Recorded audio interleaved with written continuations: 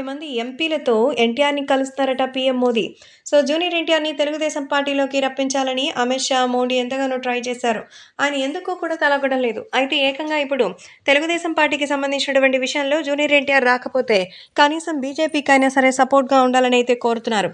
ఎందుకంటే ఆల్రెడీ తన మేనత్తైనటువంటి పురంధరేశ్వరి ఎలాగూ బీజేపీకి సంబంధించి కేంద్ర మంత్రి స్థానంలో ఉన్నారు.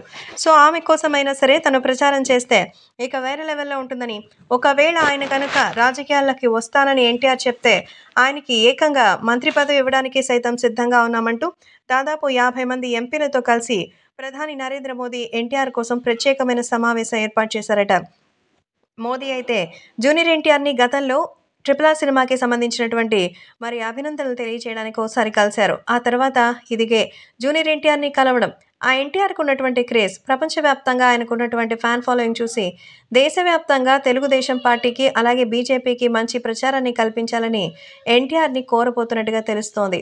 అందుకే ఒకరు ఇద్దరు కాదు 50 మంది ఎంపీలతోడు కలిసి ప్రధాని నేరుగా జూనియర్ ఎన్టీఆర్‌ని కలిసి రాజకీయ అరంగేట్రం చేయించాలని ఎదురు చూస్తున్నట్టుగా తెలుస్తోంది.